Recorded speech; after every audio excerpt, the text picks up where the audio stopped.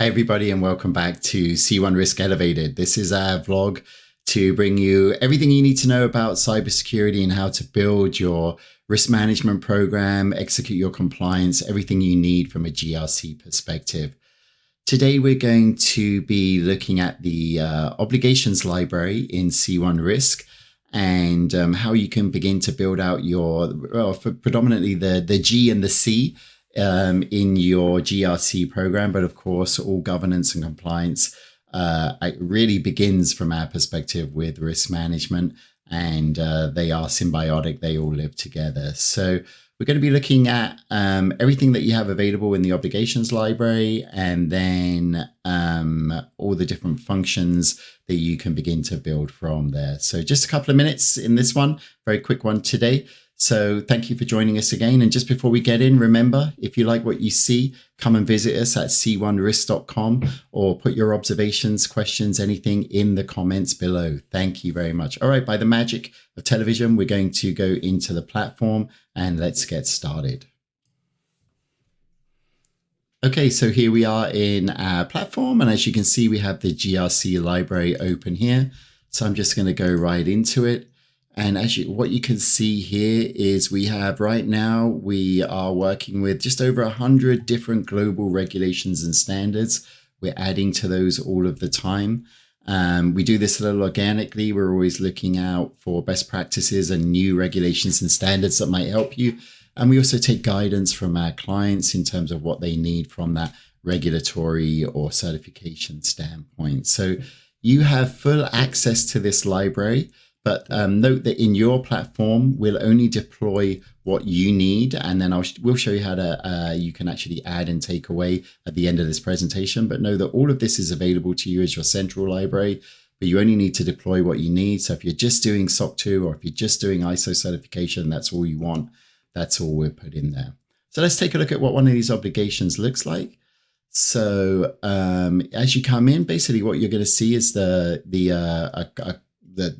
documented regulation or standard reproduced here in our tool. So you can see this is obviously SOC, AICPA SOC 2.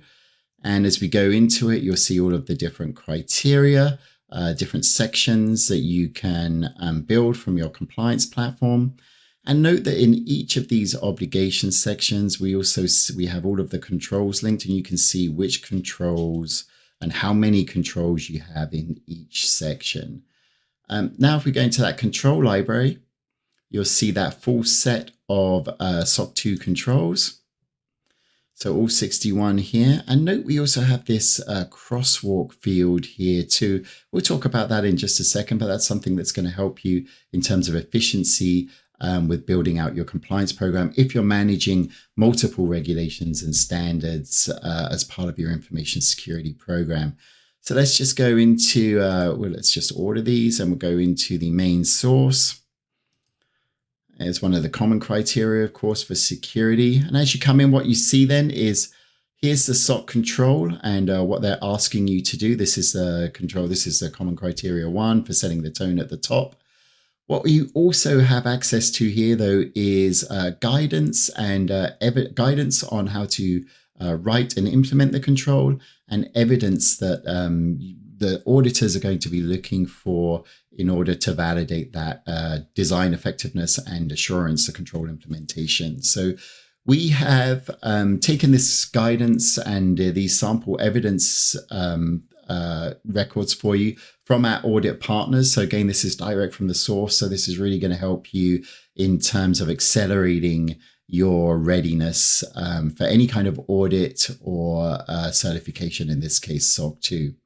Next thing, then we have these crosswalks, as I mentioned earlier. So again, we have overlapped these this SOC standard here. You can see it's overlaid with 853, the NIST foundational standard, CSF, the basic cybersecurity standard for NIST, 27001. And so throughout our tool in that library, what you're going to be able to have access to is this crosswalk that will show you where different controls in different regulations and standards actually overlap. What this should help you do is if you're managing multiple standards and regulations, is to take a look at this crosswalk option and ultimately, hopefully, consolidate the number of internal controls that you're delivering to comply with these many different regulations. So it's that one-to-many process that we implement a lot in the C1 platform. And again, it really should help you with your efficacy and to streamline your compliance program. Okay, then finally note that everything can be mapped here, so we can add internal controls. So what we're going to do as you build out your compliance is you'll have internal controls that you can very quickly map to your control library to show that you're implementing the various controls that are required or in scope for your audit. Okay. So again, last thing then, so if we want to add or take away from the obligations library, we have this simple lookup here. So this lookup will allow you to access the full library, and you'll be able to add and take away as you need to.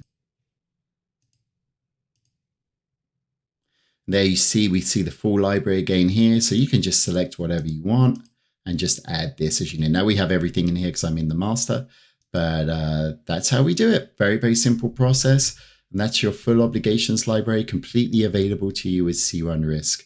So that concludes our vlog for today. So again, if you like what you've seen, come and visit us at c1risk.com, see below, or put any questions or comments in the comments, literally below, and we'll get back to you as soon as possible. Thanks again for joining us.